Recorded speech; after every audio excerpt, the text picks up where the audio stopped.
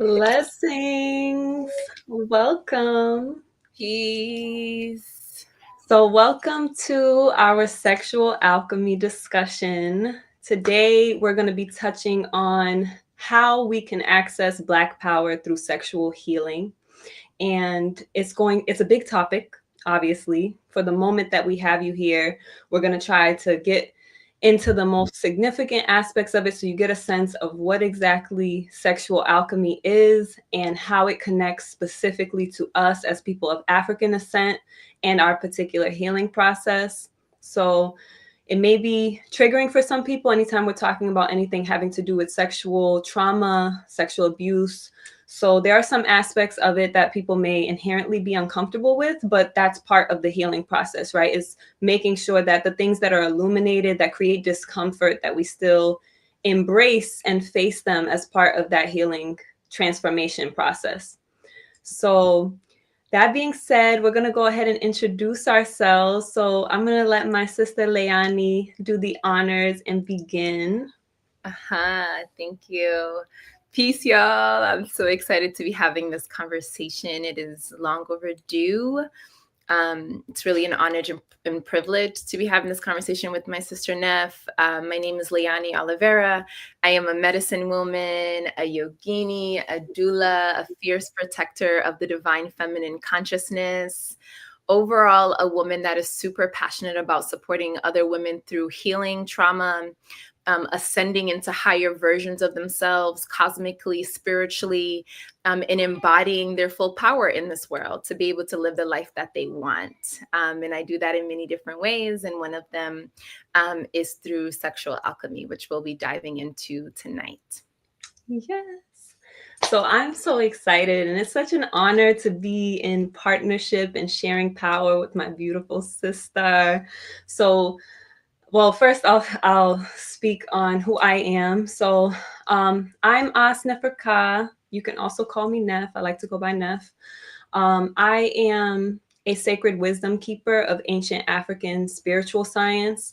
And I think that's the main capacity that I'm coming to you in today. But my passion really is the land, its nature, its healing. So I'm a healing artist, a multidimensional healing artist. So I create a lot of different medicines. I also love to work with the plant medicine as well as a form of delivering what exactly it is that we need to restore us and synchronize us back with the frequency of nature.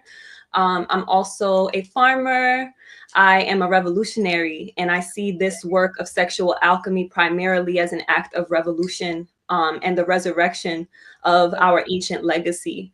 So I'm also a singer. There's so many different aspects of me, but I am so thankful to be a sister in this moment, right, with Leyanne, because a huge aspect of this work that we're birthing together is really about the unique sistership of, I guess, Black women. It's just like there's a rich legacy in Africa around sistership. And I think that that's primary for our healing. We even see that in some of our prophecies. So I just want to uplift the fact that we're here together in sistership, my fellow Kriala. And I know we're streaming now live also onto Cabo Verde, beautiful people. So we are representing our ethnic lineage coming from the west coast of Africa on the beautiful islands of Cabo Verde. Yeah. So today's discussion is going to go into exactly why Cabo Verde is significant for the healing of the African diaspora, along with our ancestral wounds, and how specifically our sexual trauma is directly connected to all of that. So before we get started, sis, do you mind leading us in a little, just something to just bring us all present, also allowing some people to come in? If you're here with us live, welcome. Feel free to comment in the chat, and we'll, if you have any questions, if you have any comments that you want to make, feel free to tune in the chat. If you're watching the replay or the raw play, as I like to say, feel free to leave a comment as well. And if we don't get to you live tonight, because there's so much we're going through, we'll make sure to definitely get in touch with you after. Like Nef said in the beginning of this, so if you're just logging on, the topic we're talking about is sexuality, sexual alchemy, And of course, we can get into those topics without talking about sexual abuse. So there's a real sensitivity to this topic. So before we go into it, I would love to just guide us to just do 3 intentional breaths. And that's just to bring us more into our bodies, more into this present moment. And then I'll just do a prayer of protection around us, those that are watching, and Nef and I that is guiding this really important conversation. Ashe. Finding your spine, connecting to your physical body wherever you are. If you're sitting, laying, just connecting to the gravity pull, relaxing your jaw, bringing your shoulders back, chest up, if that's possible, if you're sitting. And then closing your eyes if that's available to you. If not, you can keep them open and just bring your gaze to something in the room, something in front of you that you could just bring your focus and awareness to. And we'll do 3 intentional breaths. With these breaths, I want you to really bring your breath, your spirit into your body. So when you inhale through your nose, I want you to fill up your belly. So bringing the breath all the way down to the pelvic bowl. And then on the exhale, still out through the mouth. And if there's a sound that you want to make, that's welcome, since sounds help tone the vagal nerve, which turns on the parasympathetic, which brings us into rest, digest, present. So taking our first breath in 3, 2, 1, inhale through our nose, bringing that breath down to the pelvic bowl, and then exhaling through the mouth.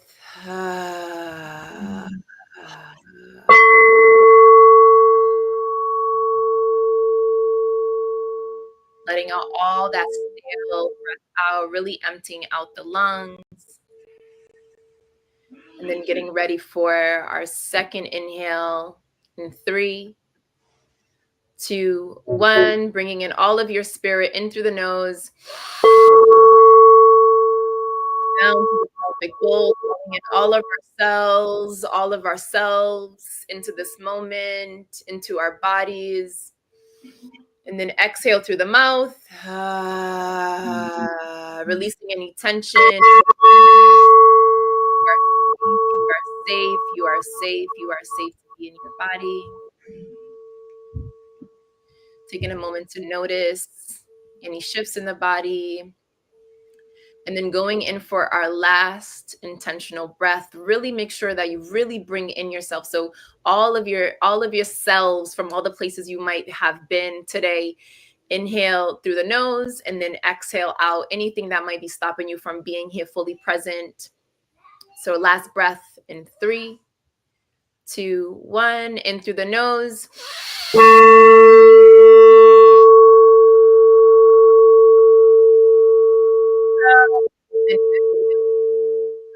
With a sigh, anything that does not belong here is not necessary here. And you can keep your eyes closed and just stay in meditation for a second, checking in with your body, noticing any changes.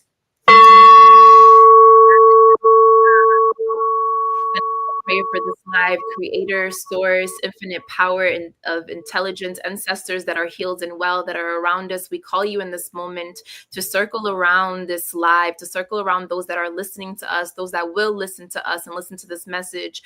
Allow them to stay connected to their body, their breath. May they receive what they need to receive and let go of what they're not meant to receive. We ask for spirits to come into the space that are ready for this message, that are ready for the transformation, the alchemization of their traumas, those that are ready to ascend into higher versions of themselves.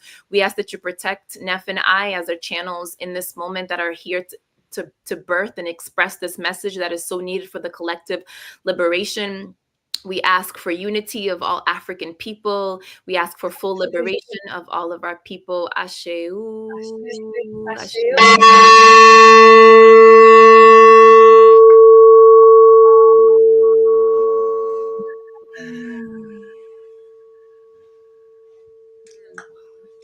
Wow, sis, give thanks. Yeah, thank you for your voice. Now let's get into Yes, let's get into it. So welcome, welcome, welcome. I do want to go ahead and shout out Brother Jadorian in the house. Welcome. Shout out to the Tahuti Ma'at Militia. If you are here with us live, again, remember you can engage with us in the chat. We'd love to have your thoughts, your questions. So feel free. As you know, today we're going into sexual alchemy through the lens of Black power. Right? This is an ancient alchemical process. We're talking about reclaiming, restoring, resurrecting our power paradigm because our sexual energy is our power source.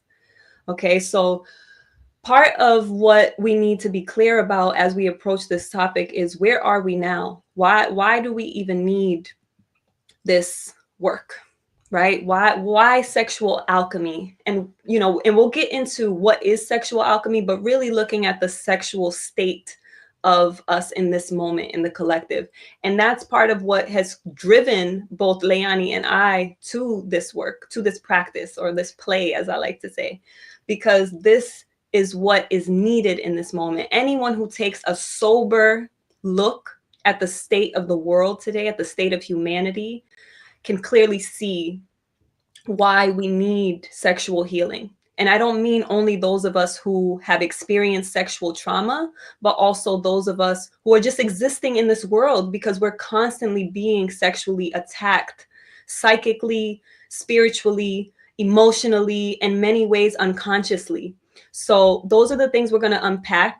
And you can feel free, if you're here with us also in the chat, you can go ahead and say some of the things that you know are present in the collective around our sexual wounding and the way that it's manifesting, the way it's expressing itself right now. And I just want to make sure everything is still going through clearly because I saw a little glitch. And shout out to Kai, who's also here with us. So can you hear me fine, sis? Yes. Okay, so I'm gonna ask you, so we can go ahead and start generating this this conversation. What are some of the things for you that you see in the collective that has been part of bringing you into this, filling this void and addressing this very taboo subject, right? It's like sex is everywhere. They use sex to sell everything, but somehow we're still like hush hush about the reality of sex. Yeah, not having the important conversation. So before I even answer that, I think I just want to define what we mean by sexuality or sexual energy, because often it's seen when we talk about sex, people are seeing it as just the physical act of sex. What Nef and I are talking about is this very primal creative force that lives within us. So it's this energy of vitality, this energy of could be for procreation, but essentially our innate creativity. That now, to answer your question, in today's collective has been really perverted. It's been, really turned on its head and brought to its most, in this point, in my opinion, most distorted version of it. So what brings me into this work is at a young age, I was molested by a family member. And this was something that was never addressed. It was only something that I realized as I got older. And again, that's why this topic is heavy for those that also experience this. And because I was a young girl, I feel very passionate about eradicating this pedophilia. So this predatory and sexual energy towards young girls, which is one of the imbalances that exists right now. It's the ways that, young girls and men, right? Let's say, and men are molested, are sexually abused from very young ages by people that are very close to them. Which also ties to sex trafficking. Now we know, because we're in the Aquarian age and so much information is coming out, that children are being sex trafficked every day into sex slavery, and I mean, and then, and then tying into, because my work is with women, tying in even the woman balances that women are experiencing today. Infertility being at such a high percentage right now, and even all the other woman balances, like endometritis, PCOS, and the list goes on and on and on. Those are the specific imbalances that really lead me and bring me here to this work.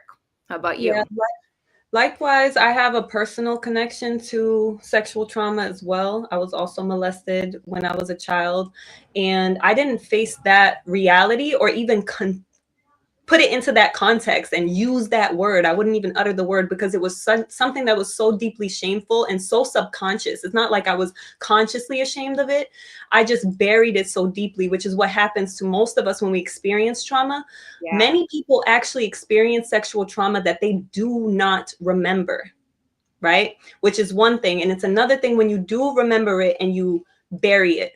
So that's what happened with me. I just kind of buried it, uncomfortable situation. It's just like, I don't ever want to think about it. It would surface in different ways when I would be back in my father's basement, right? And like, because it was also a distant relative that had molested me in my parents' home when I was a child.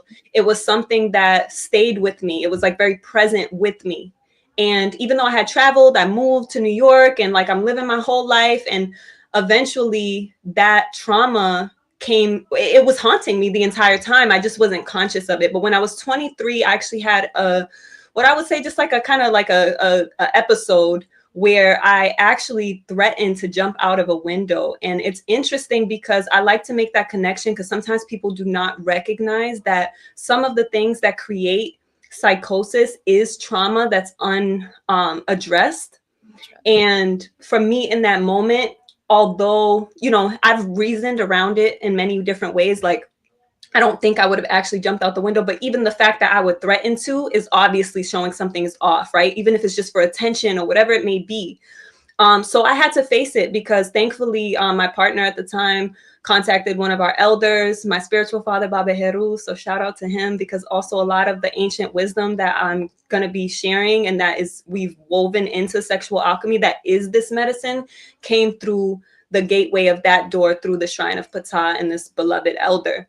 So anyway, he had sat with me. He's like, something happened to you. Like, and that's when I started opening up and I first spoke out about being molested and what happened to me. And then going through the process of bringing it to my family and then this discomfort with that, because many people also face the family wanting to bury the situation and not necessarily address it. So we have a lot to deal with in terms of molestation, incest, and a lot of ways that sexual abuse and physical abuse are expressed.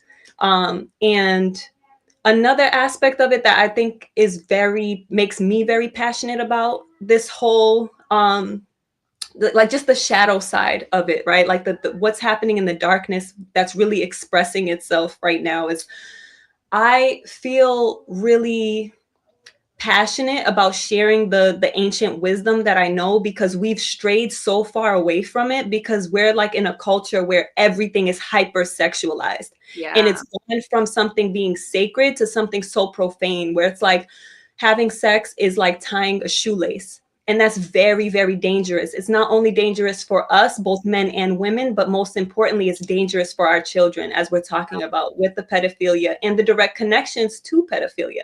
Because some of the things that people don't know is that in the contemporary world right now, like modern academic sexology is literally coming from the foundations that's laid from studies that are very unethical, that are literally studying child sexuality by allowing predators who are pedophiles to literally study the impact of the trauma that they're putting on these children and using that for research that's now disconnecting sex from the emotional and spiritual and chemical reality, right? So bringing it back to the chemistry, right? Because our emotions, our bodies are all connected through an intricate biological system, a mechanism, a machine, this divine body that we have. And disconnecting the act of sex, which is literally it's the most significant human function, right? When you think about it on a primal level, not only because it allows us to reproduce ourselves, it also is literally what generates our life force, right? It's our sexual energy, our vitality comes through the state of our sexual energy. And a lot of us are kept ignorant of that. And then on top of that, we have the modern entertainment industry literally preying on us by trying to sexualize us in a particular way that suits a particular agenda. So that's something I feel really passionate about, because this push for pornography, this push for this hyper masculine sexuality, even when it comes to women, is something that bothers me a lot, because we are so disconnected from what sex is that we think what's erotic and what induces arousal is happening naturally, when it's actually something that we're being programmed, right? The music that you're listening to that's saying certain things is literally impacting what you desire. And that's something that's very dangerous when it comes to the most primal function of our humanity and the seat of our power. So there's that I'm really passionate about. And like you said, the womb imbalances that we're expressing right now, I think is something I'm also really passionate about, because many people are not honoring the reality of what is happening spiritually when we're engaging in sex with another being, and how our energies are intertwining and how that's affecting us, right? Like, we're carrying and recycling a lot of trauma. And we know that a lot of that is expressing itself through literal physical disease, right? There's an epidemic of sexually transmitted diseases that's not being talked about, while simultaneously you're being bombarded with all this sexual content constantly. It's like the pornography industry has literally taken over social media, and it feels very intentional to me. So they'll like censor certain things, but then you'll try to censor something that's obviously, inappropriate, and it'll stay on there, right? So I have my own theories about that I won't get into, but those are the things that actually drive me to make sure that I'm doing what it takes to make us aware of what's happening so we can take back our power. Right. And it saddens me a lot when I think of the state of our men in particular. And I know women are also experiencing porn addiction, but I see it a lot with a lot of men, and just being like not active. Like, it's a very lazy energy. It's a very like, I'm just going to sit home and let it off. Like, it's just like very disempowered. And yeah, it really disheartens me. And it's something that I really want to address, because like you said, our brothers are also experiencing this sexual abuse, but unfortunately a lot of that is going under the it's like it's sliding under the current right now, because we had the Me Too movement, we had all of these different movements that are speaking to the feminine aspect of the female experience, but it's not addressing the specific programming that we have around men being hypersexualized. So I think that's also directly connected to why we're even experiencing this type of extreme expression of sexuality. Yeah. Which I want us to go into. But before, I just want to add one more thing to the imbalance, because we talked about hypersexuality, and the other pendulum swing to that is purity culture, that really comes through a religious lens, right? There's so many religions that disconnect us to our bodies, because we're supposed to be holy and pure, and to be holy and pure, we have to disconnect, disattach, disown, and put into the shadow our sexuality, which is feeding this perversion, right? Because when you're putting something in the dark for so long, then it seeps out in other ways. So another imbalance that is showing up in the collective right now sexually is also this wanting to say, no, I'm not sexual. No, I don't feel this. No, I don't have desires and arousal, which is the furthest thing from the truth, because sexual energy is what brought all of us here. But yeah, so let's talk about, okay, so we shared a little bit about yeah, I wanted to just add to that, because sometimes it's not even coming from a spiritual lens. Like, sometimes when people experience sexual abuse, there's literally a sexual repression that happens, and that can come from like even like a fear of depending on who the abuser was, like in the case of a female that's abused by a male, then they can have an extreme contraction away from men because of that experience as well. So I'm glad that you brought that up, because I think that's really important. And we're going to talk about like that spectrum of balance, because it's really going to come in into play as we talk about this in the context of our ancestral wounds, because we're talking about a sexual paradigm and a sexual culture that we have been indoctrinated into that's not original to people of African descent. Yeah, and that point that you made is really important, and I want to make sure that I add on, because this is, if we're going to talk about sexuality, it's obviously important to highlight that one of the things that is happening collectively right now in our culture is this big gender sexuality war about, you know, am I a woman, am I a man, can I transition, you know? And what you said is true. Like there is some of like, you know, some of our desires for the same sex coming from our sexual abuse, which is something we That's might very, not very face common. all of this discussion. But it is true. It's something that we do have to face. Yeah, yeah. And I think it's important that we illuminate these things, because there's also a culture right now that's very unhealthy around healing, where it's like, oh, we need to be in safe spaces, right? And like you're in an echo chamber and everyone's saying the same thing and doing what's comfortable, and that healing process is not going to be comfortable. There's a discomfort that we have to move through, and it's important that we're able to see triggers as opportunities, not something to avoid, right? And that's something that's also happening a lot. So that being said, we're talking about why, how did we even get here? How has this form of sexuality been imposed on us? Because we're not talking about having a pendulum swing, right, as Leyanne said, and going into some Puritan or puritanical like aspect of sexuality, because that's never been what the expression of sexuality was for African people. But it's interesting to look at where we are now. And I think it's important that we make a direct connection to where we are now and the expression of sexuality that we're expressing as a collective that has us in a state of disempowerment, so that we can clearly see how we heal it. So it's very important to make a direct connection to the sexual legacy through the ma'afa, or the enslavement of African people. So I think it's really important for us to recognize that there was significant sexual trauma that was used in order to assert force as power and to strip the people of their power, their dignity, and their humanity. That was done sexually, primarily. I'm not saying this is a side note. Sometimes we talk about the rape and the inbreeding and all of these different things that happened during slavery, but we don't talk about it as a primary thing. We talk about it as a side note. And it was the primary method used to subjugate and dominate our ancestors.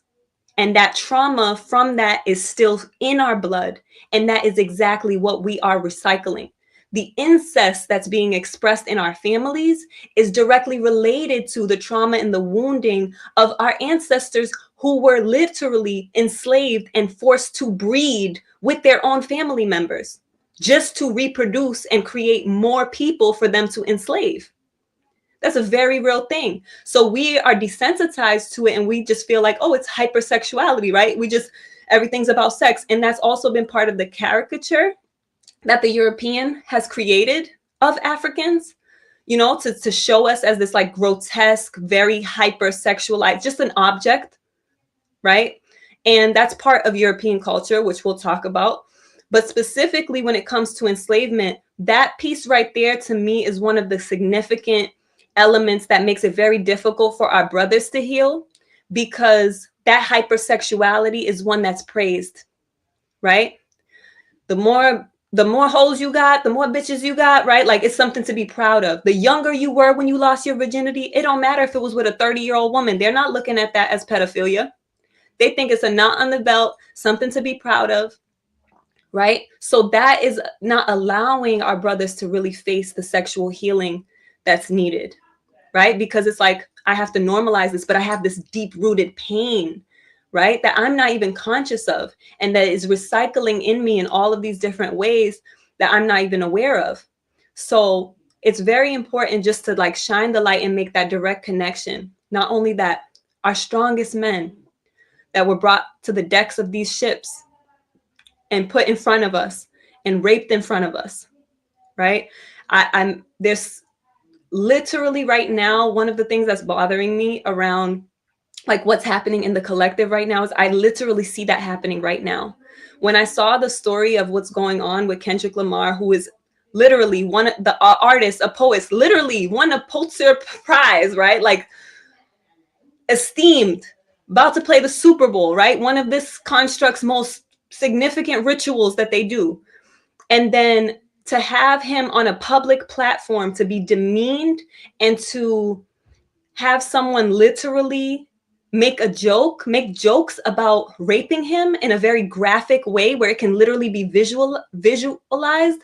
I feel like that to me is literally psychically doing the same thing to disempower, right? Because what does sexual energy do?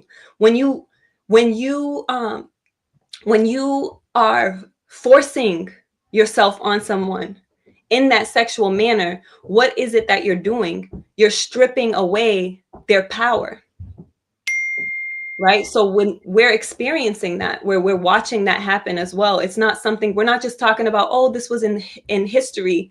We're not talking about whining about slavery. We're talking about looking at what happened and recognizing how it's still happening so we can stop recycling it, right? Which means we have to actually step into our power in order to do that.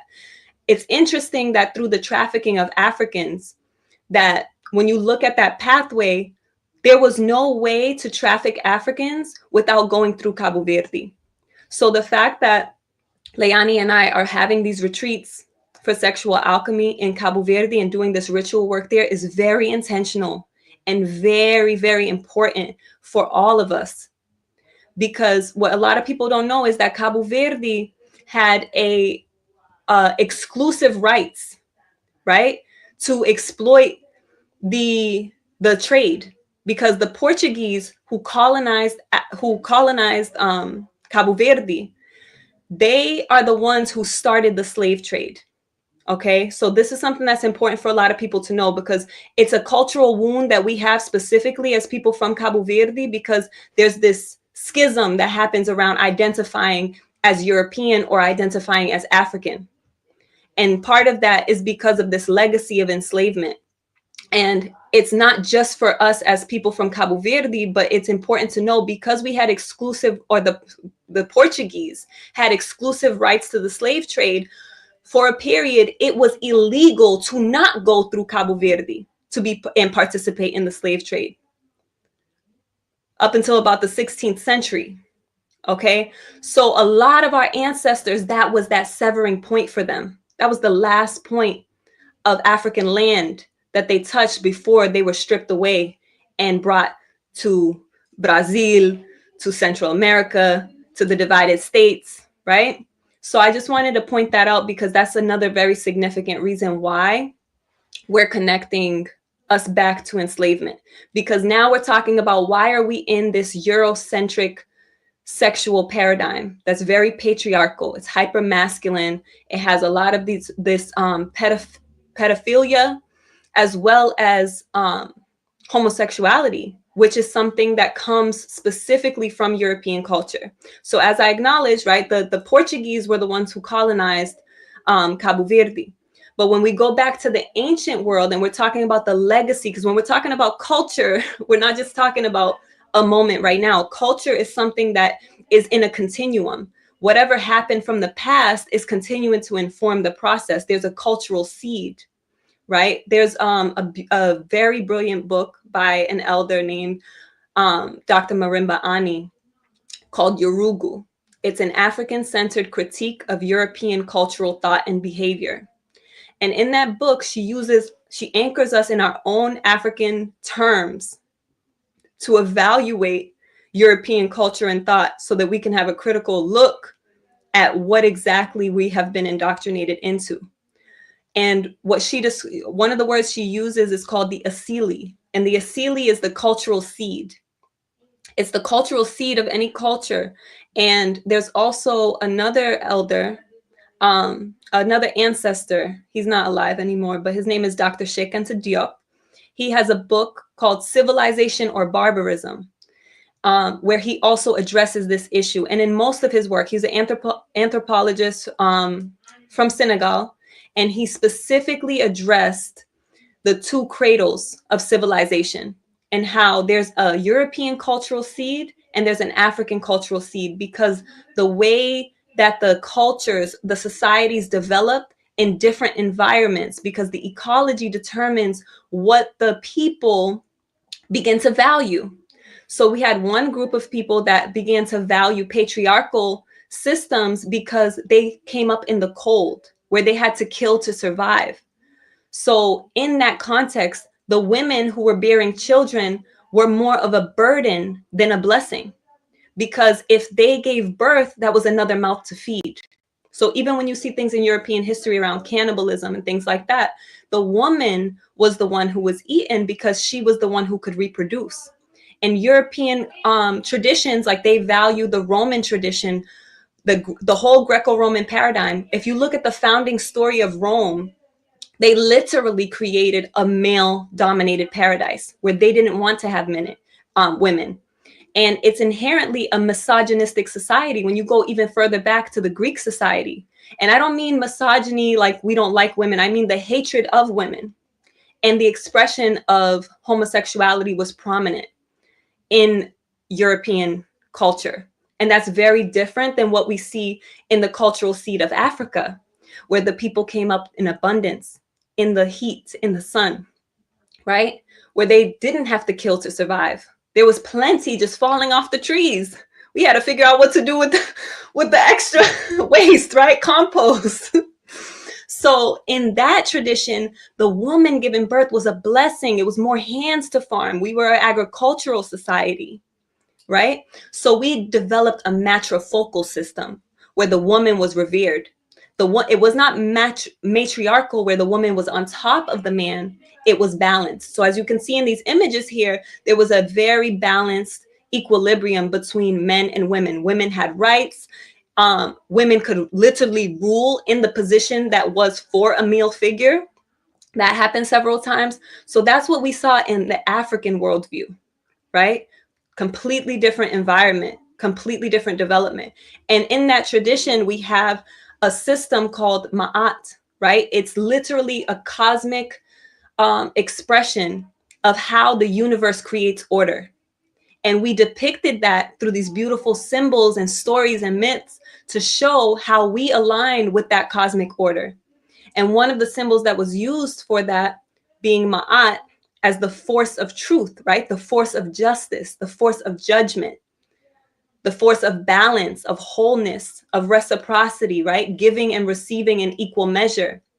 Complementarity, right? The complementary energies of the two polar opposites, right? There's always masculine and feminine energy depicted. Every time in ancient Africa, you always see the energies depicted in couples, right? It always was a male and a female personification.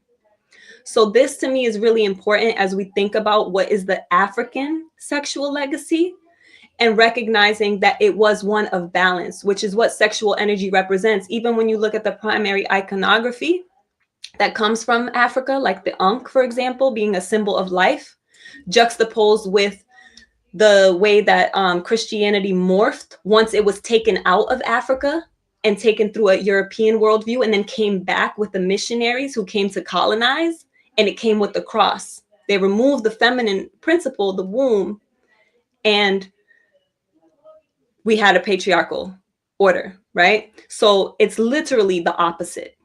So we're talking about a cosmic perspective. I don't know if there's anything that you want to add onto that as we're looking at like our African worldview, Leyanne, or if we should go ahead and continue.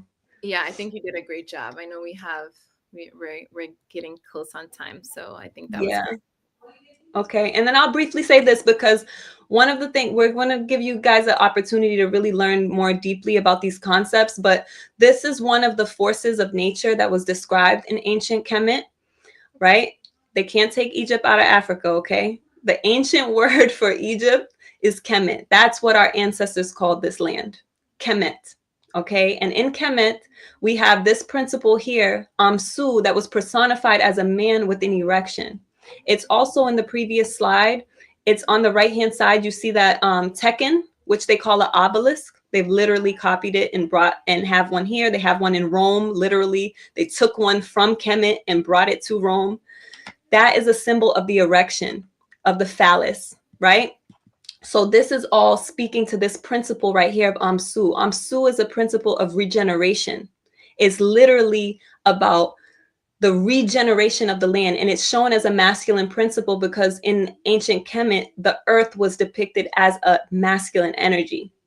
Although everything was seen as having a masculine and feminine balance, it was predominantly expressed as a masculine energy. So the way that the earth can literally regenerate itself was seen and depicted through the virality of the male through the erection, right? Because the erection brings the seed, right? It allows us to regenerate, to create more life. It also was a symbol for a good harvest, for good crops, for fertility, right? So it's not that sexuality was not, like we were prudes, we didn't show sexuality. We honored sexuality in a sacred way, and it absolutely had its place. So I wanted to make that clear, because sometimes people think like, okay, so what are we saying, that sex needs to be something that we're not,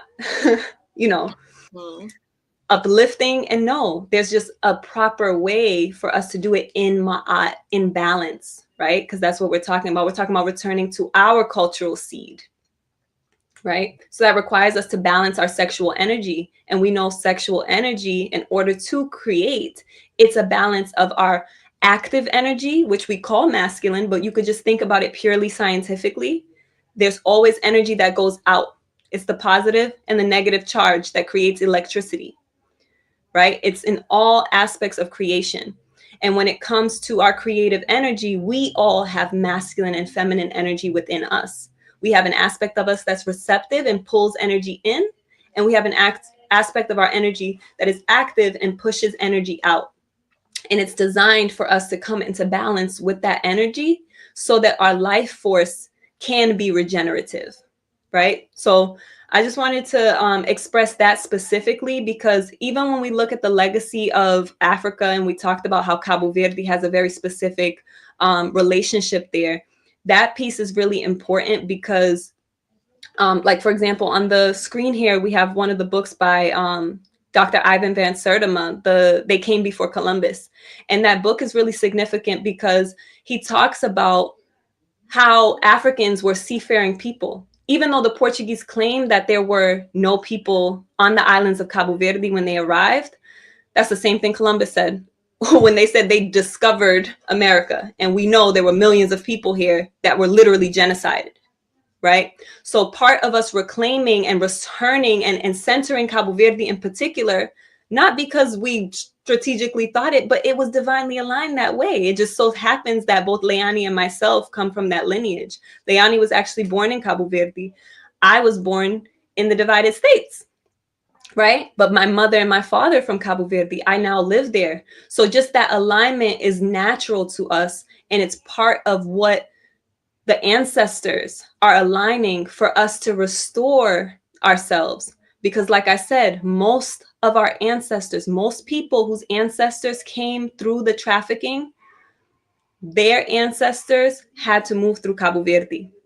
So there's a significant healing upon that return that I want to speak to. But I also wanted to mention they came before Columbus because there were people in Cabo Verde before, because Africans have been traversing the earth before and had traveled here before. And the positioning of Cabo Verde particularly is significant because it's positioned properly on the Atlantic for a perfect port, right? To be able to refuel, to trade. So I wanted to make sure people are very clear about like the connection of Cabo Verde as a unifying force for the diaspora of Africa, for our people to return to, and for our people to connect and to unify. Yeah. Mm-hmm. So sexual alchemy is our response, right? To this process, right? It's like, let's go back, let's return to our roots and to the legacy that we have that can guide us into this process. The symbol you see on your screen of the kepra is literally a symbol of regeneration, because the kepra cleans up the animal waste. The kepra uses the cow dung, right? The cow waste, the cow feces to lay its eggs. It follows the cues from the sun for 28 days, just like our menstrual cycle, just like the lunar cycle, and then those new eggs hatch. And our ancestors observed this process and seen the power of that transformation. And that's what Kepra represents. It's a healing symbol. It symbolizes transformation because from our waste, right? From the shit, we get to create new life. So what we have to do is clean up our own mess. We have to look at the darkness that we started in the beginning, that we talked about, this molestation, all of these taboos around sex. We have to uplift them. We have to use them as fertilizer for us to bring forward healing, not only for ourselves, but for our children, right? Because as we said in the beginning, this is something that's deeply impacting our children. Right now, on average, children at 7 years old are being exposed to pornography.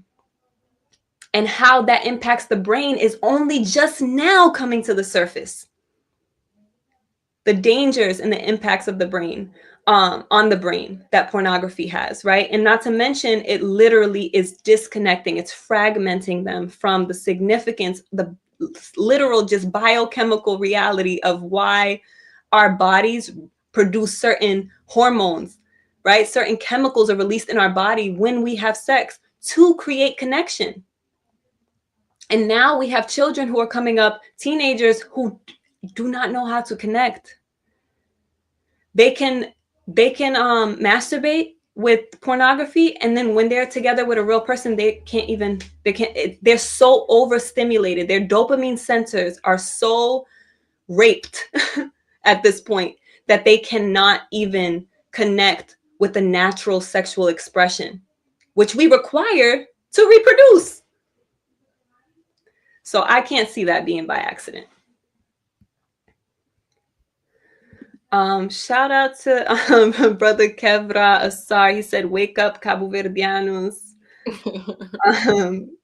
Great information. Thank you. We appreciate y'all who are here with us live. Hello. Blessings. Hinduism also derived from African spirituality. Yes, that is a really great point. Thank you for adding that. Also, shout out to our sister. Oh, Toyosi, welcome. She said, praying for truth and care and healing. Give thanks. Oh, shout out to Patrick. Patrick said he's proud of us both. Give thanks. Brother Omawali, welcome. So on the right side of the screen, it also says, okay, so it has Kemet, right? Because the land was called Kemet, black land, right? We have chemistry, which obviously has the root word of chem. And then we're talking about alchemy, right? So that chem piece in there is very important because what chem is blackness. It's literally black. So we talking about black power. We're talking about the power of kum. And kum, the symbol for it was charcoal, right? Because charcoal is carbon compound, right? The building blocks of all life is kum, the foundation of chemistry as we know it today, right? So all of this comes from the root of our ancestors. So when we're talking about sexual alchemy and using this as a medicine, that's what we're talking about. We're talking about the transformation of this sexual trauma so that we can reclaim our power, because we need our life force. We can't just be masturbating and releasing our sexual energy. Sexual alchemy is about teaching us how to use our sexual energy. It's teaching us about the chemistry of our brain and the sacred secretions that come out of our brain and move through our spinal cord and circulate into our reproductive system. How do we actually channel that energy? How do we use it in an empowering way, right? Because right now, sex is the primary tool that's being used to disenfranchise and disempower us.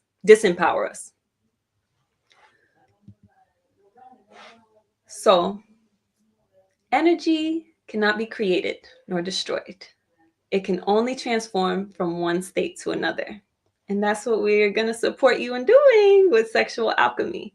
How do we transform the state of where our sexual energy is, not only as individuals, but we know that each of us is a grain of sand on the beach. Each of us is a drop of water in the ocean of the rain. As we transform ourselves, we're transforming the collective.